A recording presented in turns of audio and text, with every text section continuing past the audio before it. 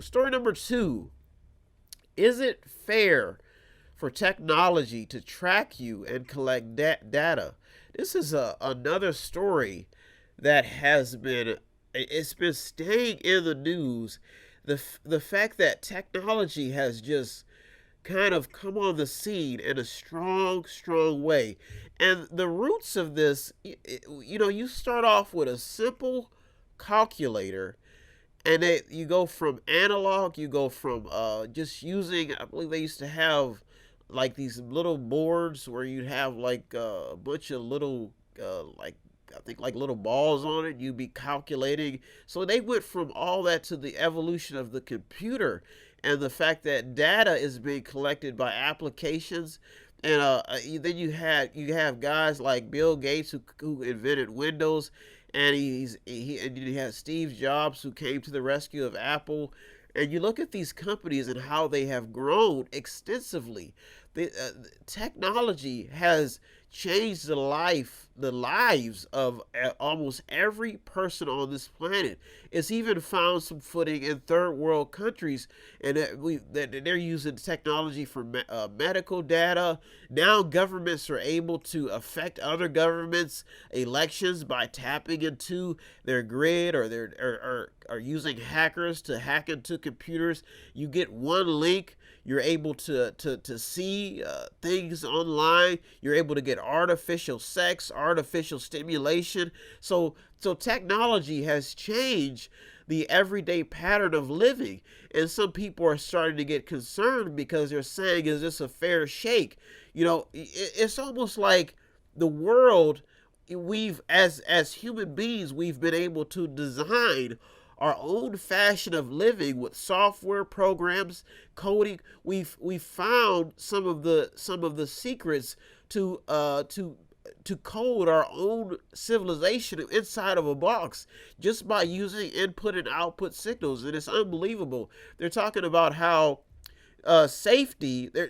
I think they're looking at technology from two angles, and that's why story number two is staying alive, because we've seen a lot of stories about Facebook, we've seen a lot of stories about Twitter, Instagram, all these companies, even computer tech companies like IBM. So these companies that have been around for a while, it just took off. I mean, they just took off. I mean, they were able to create so much of a following. These companies have mass employees. I mean, they've even affected laws in Congress, but with lobbyists. So they were able to muscle their way onto the global stage. And some people are looking at the pros and cons. Now, some people say, even with tracking technology, that there's a safety thing about this. They could use tracking technology to find or use it into the justice system, or be able to use it for official use to figure out who does what, patterns of behavior. If you don't remember, there was some technology used in the algorithms of an election. They were able to predict who would be voted president. So technology is changing, and people are starting to notice that human beings are like groundhogs. We could do the same thing every day and not even notice it. So they're starting to see algorithms even in our own behavior. You could be online and you could be searching or have a hobby, and you'll start noticing there's cameras popping up in your email for sale. You'll start noticing, or if you're clicking on too much pornography, you'll start seeing advertisements for websites that deal with dating. So all of this data is being collected in one big box of servers, and it's starting to become. People are saying, "Is this a fair shake? Is this normal for human data to be collected?" They're talking about how over 300,000 people signed up to a Facebook event pledging to raid Area 51. So people are being able to gain followers and societies in an online community. So you've got like a digital leader. They're even talking about how some supremacist groups, even ISIS, has been able to recruit and use technology to for their own purposes. This is amazing. You would think that when technology came on the scene, there's always fear of what happens when your tool and your invention gets into the wrong hands. There was a story that made it in today about Oppenheimer and some of the founders of splitting atoms. They've crept into the top 8 about how they feared with their invention and their discovery the gateways that it would open to the future of war and the future of just of saving human beings. So people who created inventions for the greater good of the public are now concerned about what their inventions have done to mankind. So there's a lot of pros and cons in this technology, in this data collection era. And some people are saying that there needs to be more regulation. There needs to be more involvement with helping citizens be able to overcome some of these addictions that they've been able to create in the tech world. People are starting to even get suspicious about their smart devices. They're starting to wonder if their cookies and all of this stuff that comes with and putting all this data into a smart device. They're starting to get concerned about their own personal lives. Some people have just decided to go anonymous, to get off the web in general. You can go to an old school house, an old school person. They won't have a computer in sight. They'll even have a landline. There was a story that talks about how some iPhone owners could have been being spied on through their Apple Watch, through the microphone. So technology has changed.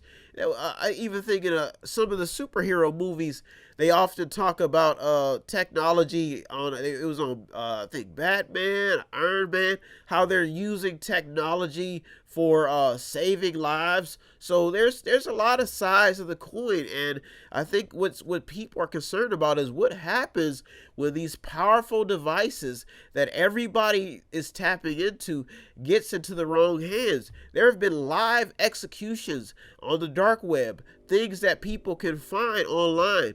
There was a study about, I guess there was a study that's claiming that the apps have been harvesting data even when they're told not to. So even when they're saying that these apps are storing data even after they've been told, after they've been the user have put in the command of them not. So this is becoming a big problem, and I'm telling you, in each story that you hear today, you will probably see these issues being addressed when it comes to governing policies. You'll probably see families surfacing, and they'll probably be weighing the pros and cons of the fact that one flick of the switch could turn off everything, could change everybody's life immediately. Back in the day, you had hard labor. People were training. They were manufacturing cars. You probably had about almost 53,000 people employed doing all this work. Now we have computers. With one flick of the switch, that can become a homeland security problem and a threat to human civilization because everybody is so dependent on that computer.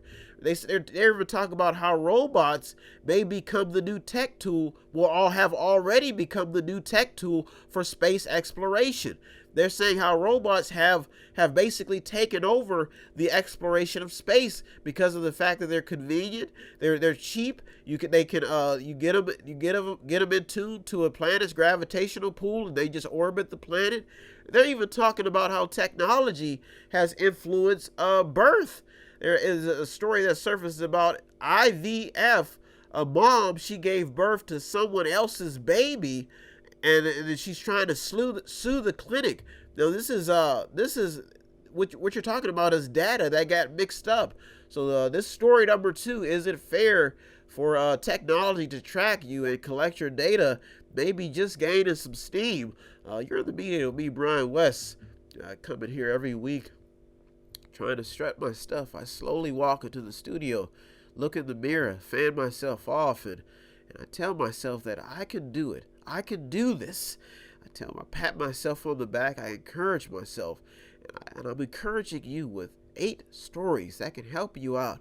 I'm not demanding. Staying in the middle is tough when you have the right and the left fighting it out so much, and you have me walking in the middle saying, "Verily, verily, my brothers, We can work together. We can solve this problem through mediation.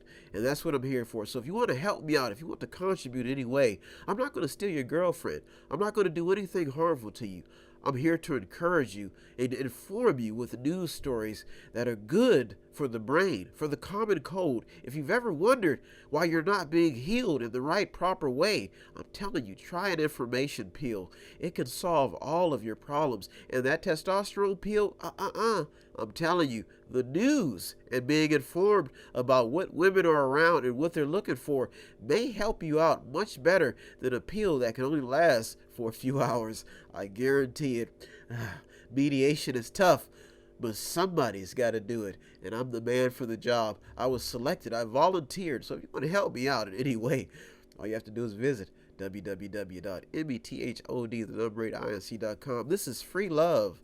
And I don't ask for much. So if you want to help me out, all you have to do is visit www.method.inc.com and show the mediator some love. All you have to do is buy something, click on something, watch something, or just read something. Or if you want to get nasty, you can sponsor. If you need help, then dial your operator. Have no fear, fellow citizens. The mediator is here.